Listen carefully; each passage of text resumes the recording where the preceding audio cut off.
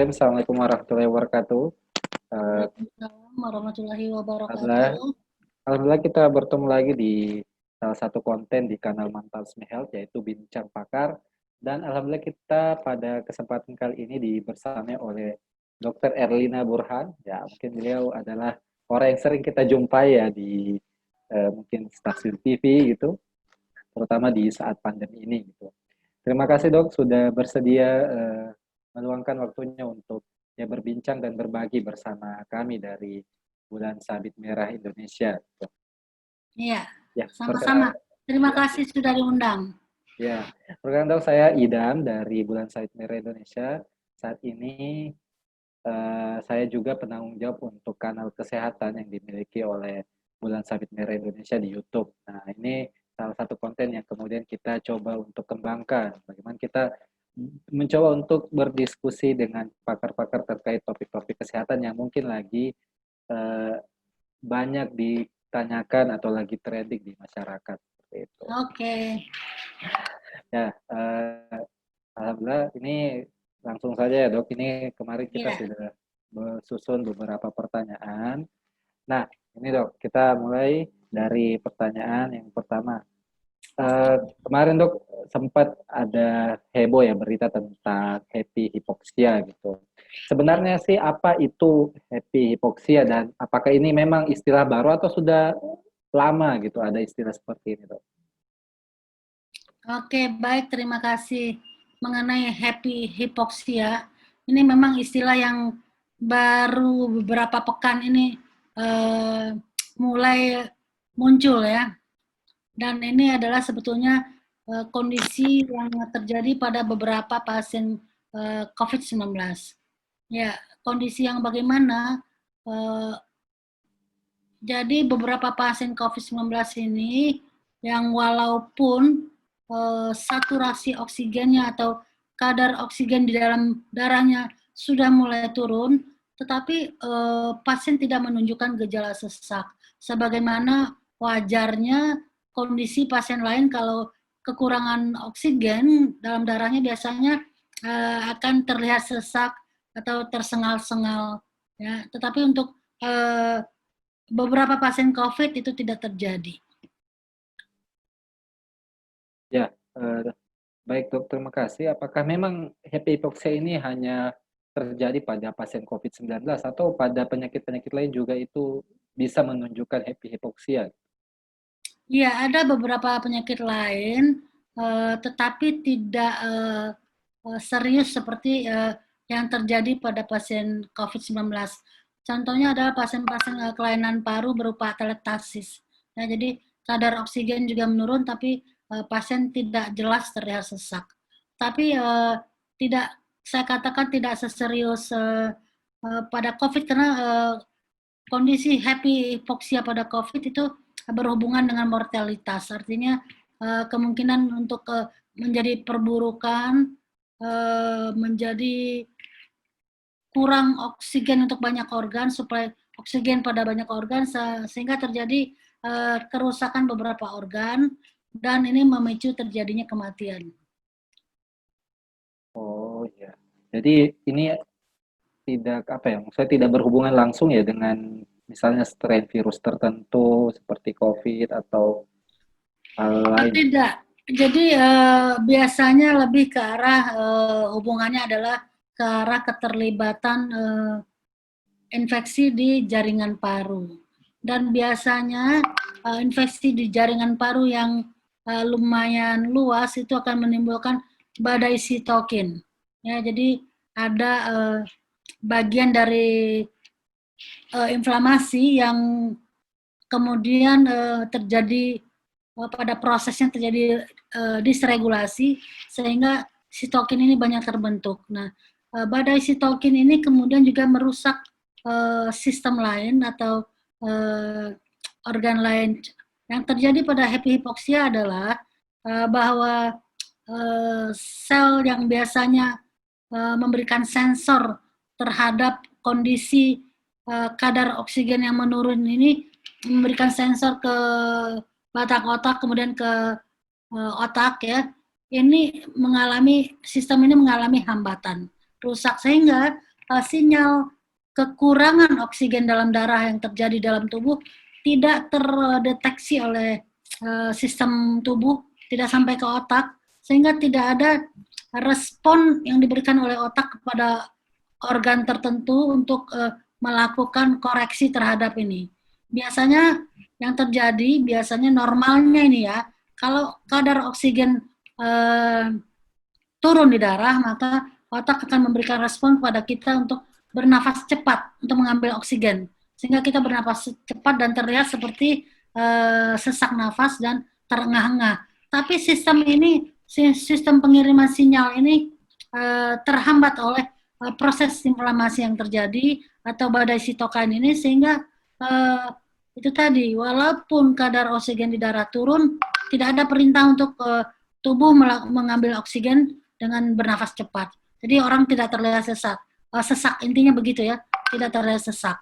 Nah, kemudian mengapa ini menjadi serius? Karena orangnya masih bisa melakukan aktivitas ya, walaupun memang keluhan untuk COVID-nya ada, karena yang terdampak dalam hal ini adalah paru, maka ada batuk, yang batuknya nggak hilang-hilang begitu ya, dan makin lemas karena kekurangan oksigen.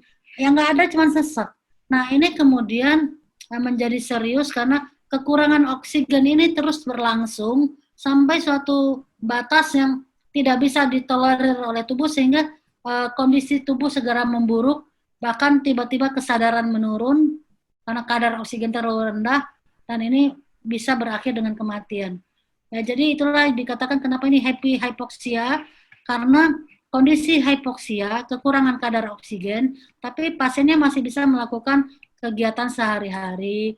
Ya, ini contoh pasien yang pertama kali dilaporkan di jurnal adalah pasien tersebut masih makan, masih mandi, masih bisa menelpon, masih bisa nonton TV dan tersenyum, tertawa begitu ya. Makanya dikatakan nih pasiennya happy-happy saja kok tiba-tiba meninggal gitu. Jadi ini yang memicu, apalagi waktu itu di Kabupaten Banyumas ya, katanya dikatakan pasien biasa-biasa saja, happy-happy saja, masih rutin melakukan aktivitas, tiba-tiba kemudian dalam waktu cepat terjadi perburukan dan meninggal. Barulah kemudian ini marak dibicarakan oleh orang. Ya, demikian ya. Ya, Masya Allah. Ini kalau saya dengar ini malah mengerikan ya dokter, happy hypoxia ini. Nah, apakah hal tersebut Tapi itu nggak usah juga terlalu terlalu panik, karena ini nggak terjadi untuk semua orang. ya? Nah, ini dok, apakah kondisi happy hypoxia ini bisa dideteksi lebih dini atau ada proses screeningnya nggak? Mungkin untuk dokter atau mungkin untuk orang awam bisa mengetahui. Oke, pertama saya ingin sampaikan bahwa happy hypoxia ini tidak bisa terjadi pada orang tanpa gejala. Karena orang tanpa gejala itu biasanya tidak ada keterlibatan yang serius dari suatu organ dalam hal ini paru. Jadi jangan khawatir bahwa orang-orang yang OTG itu bisa menjadi happy hypoxia. Jadi kalau kita ingin menemukan secara dini, itu biasanya ada keluhan yang menyangkut di paru, yaitu keluhan paru kan batuk dan sesak. Dan ini sesak nggak ada, jadi tinggal batuk. Jadi batuknya biasanya bertambah berat dan menetap, dan kalaupun kita sebagai dokter, kalau kita melakukan pemeriksaan fisik, itu akan terdengar rongki di dada ya, kalau kita melakukan pemeriksaan. Tetapi kalau secara umum kita biasanya melihat walaupun pasien melakukan kegiatan sehari-hari, batuk yang menetap, dan biasanya semakin merasa lemas. Ya, hanya sesak yang tidak ada, tapi gejala lain ada. Jadi batuk menetap, merasa bertambah lemas, dan satu hal lagi nih, kalau agak cukup lanjut, biasanya akan terlihat cyanosis. Jadi lihat mungkin apakah bibir atau ujung-ujung jarinya kebiruan gitu. Baik dok, ini kan kalau misalnya kami biasa di dokter umumnya, apalagi di pelayanan primer itu paling banyak itu senjatanya kami itu ada pulse oximeter itu. Nah, apakah itu bisa dipakai untuk kemudian bisa menjadi screening ataupun alat Boleh. pendeteksi? Boleh, kalau punya pulse oximeter itu bisa dipakai untuk mengukur saturasi oksigen kan, oksigen dalam darah. Jadi kalau memang orang normal kan 95 sampai 100%. Nah, kalau di bawah itu, nah mungkin kita harus berpikir bahwa ini sudah ada gangguan. Apalagi kemudian diperiksa secara berkala, makin lama makin turun, saya kira segera pasien dibawa ke rumah sakit, atau kalau di tempat Anda ada oksigen, segera berikan oksigen. Sambil dibawa ke rumah sakit untuk mendapatkan terapi oksigen yang lebih memadai. Ya, ini kan tadi yang sempat heboh kan dok ya, pasien di Banyumas itu. Nah, apakah di tempat lain tuh mungkin dokter pernah ada dengar pasiennya tuh ada juga ya yang menderita happy hypoxia ini? Iya, Atau hanya sebetulnya di laporan?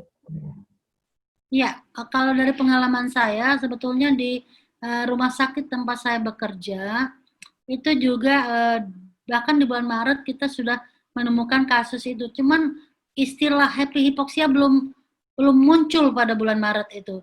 Jadi kita hanya mengamati bahwa saturasi oksigen pasien menurun, ada pneumonia bilateral di kedua lapangan paru, tetapi pasiennya masih bisa menelpon istrinya, masih bisa makan, bahkan bisa ke kamar mandi sendiri dan tidak terlihat sesak.